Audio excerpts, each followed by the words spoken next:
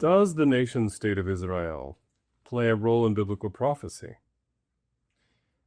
There is a lot of debate within the body of Christ about this as we are recording in the year of our Lord 2025. There has been a lot of debate about this within church history in the millennia as preceded us, and should the Lord tarry, there will still be debate about this, perhaps in centuries to come. This, however, was not necessarily a matter of debate during the reigns of many of our great and mighty Christian heroes to whom we look, precisely because of the state of the world geopolitically.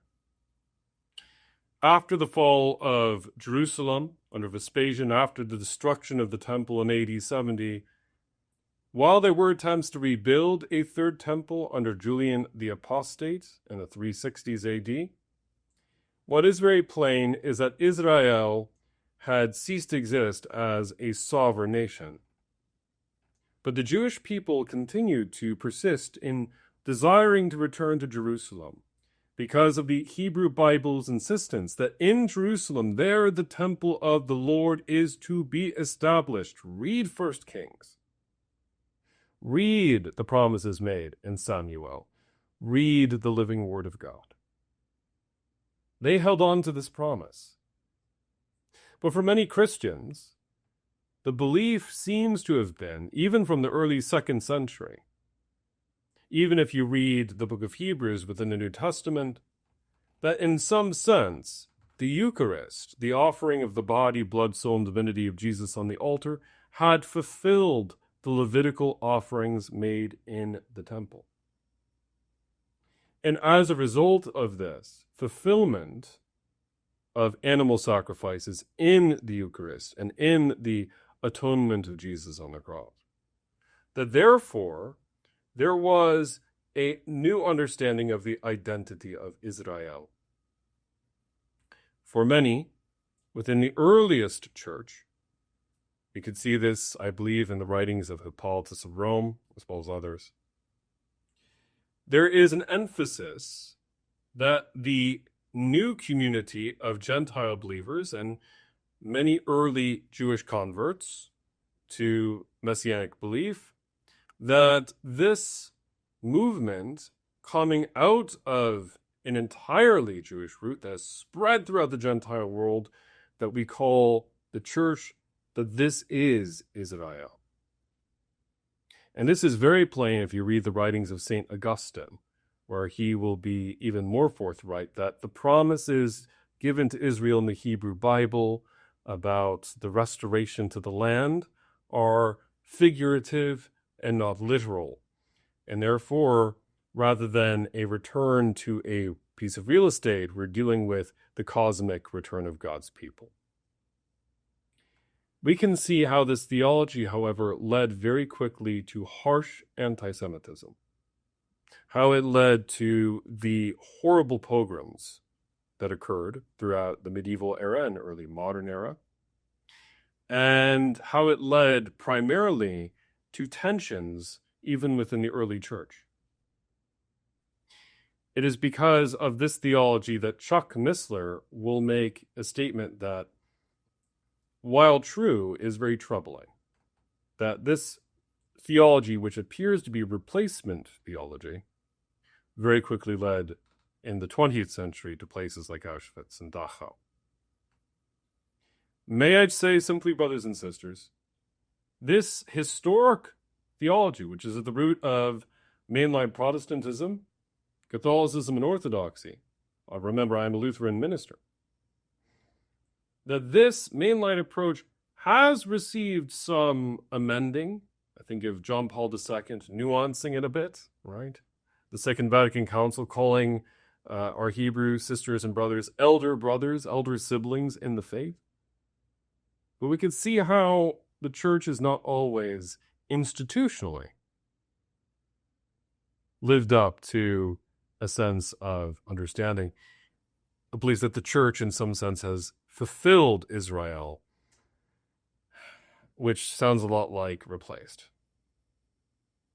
There is another school of thought which is very eminently popular. It's It's called dispensationalism, right? In dispensationalism, formed by Nelson Darby, John Nelson Darby, if the name rings true in my memory, who I believe was alive during the 19th century, whose work was influential in the formation of the Scofield Reference Bible. There is a different belief that the promises made to Israel are indeed literal.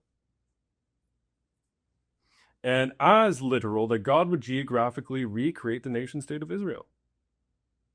And that God would not only recreate the nation state of Israel, but that God would eventually lead to this nation state being a kingdom where the Messiah, the Son of David, Jesus, would literally return, literally reign on the planet Earth for 1,000-year millennium reign. Now, all the nations of the world would go up to worship in Jerusalem, and those nations that wouldn't, like Egypt and the prophecies of Zechariah, would be punished in ghoulish ways that sound quite unsavory, to put it mildly. Flesh decaying on people as they step. It's a fascinating approach. And while dispensationalism was a new theology, so new that it's hard to find it in any place in the Church Fathers, really. I mean, some claim that they have. Robert Breaker claims, but I have yet to see it convincingly. While this theology was brand new, lo and behold, in 1948, against all the odds, the dispensationalists got it right. Israel actually became a nation. Again, after having fallen asleep, you might say, or been scattered, or been dissolved, depending on what terminology you feel comfortable with, for hundreds and hundreds and hundreds of years. So the question now falls before the world in light of the rebirth of Israel, or restoration of Israel as a state. All these prophecies in Zechariah, are these prophecies in Ezekiel, particularly chapters 36, 37, 38, right? In the Millennium Temple in the 40s. Are these passages about the restoration of Israel, the restoration of animal sacrifice, the restoration of God's kingdom on earth, are they all literal? Are they all metaphorical? Does Israel play a biblical role? And has the church replaced or fulfilled Israel? Or does God have a separate covenant with Israel and the church? Or are they interrelated somehow?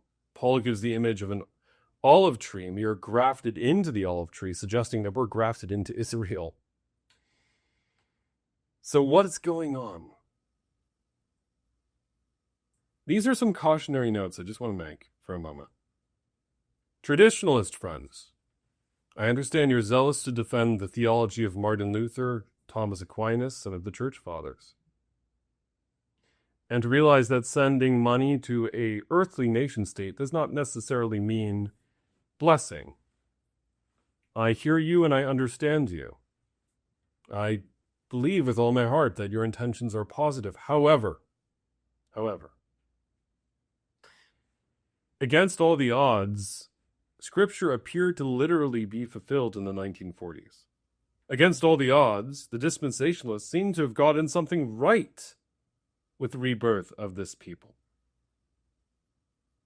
Do we want to be like the Pharisees who say, we so know Scripture that we have the answer, and as a result, we know for certain that our theology is correct and that there is no fulfillment going on here? I would feel more like Caiaphas than Nicodemus if I did that. So I refuse to be so candid and say, oh, well, Aquinas is infallible, Luther is infallible, and therefore I will interpret all these messy scriptures in light of that. At the same time, dispensationalist friends, those who believe that indeed the rise of the nation state of Israel means that we know where God's kingdom is to this day. I would caution you, my sisters and brothers, that while indeed it is a very strong thesis, even God's chosen people in the Hebrew Bible Even heroes like King David, anointed of God, ancestor of the Messiah, have fallen short, do commit sins like we commit sins, and as a result, God, while choosing, electing even some, does lead them at times through periods of trial. He leads all believers through trial, chastening and purifying us. It is a great mystery why this is the case. So do we want to be so zealous in our defense of a political state when we need to acknowledge that any political state will be committing sins, real sins, grave sins? I, for one, could not ascribe to the actions of any government on the planet Earth as perfect until the return of Jesus Christ and his establishment of the real perfect order. This answer of cautionary reminders to these different camps of theology will probably please nobody. Many will say that I am being unfaithful even to confessional beliefs on one side and at the same time being too conservative on the other, for simply saying that these two theological systems have pitfalls. What I will say is this: we must condemn all anti-Semitism that is currently prevailing in some circles of theology. This must stop. I have read some disturbing statements from women and men, I presume of goodwill, who are triumphalist about the role of the church. Paul warns that we wild olive branches grafted into the olive tree can as easily be replaced. Paul said that, not me. We must not be proud, we must be humble. We must also, I believe, be very careful before we are so certain about the role of geopolitics in prophecy. I, for one, have family who are in Israel. I, for one, have family with close ties to the Israeli Defense Force. I also freely disclose to you that I have friends and colleagues who are profoundly worried about Palestine and are profoundly worried about Gaza and are of a sincere belief and concern over humanitarian questions. In this climate that's so divisive, how am I to lead as a minister?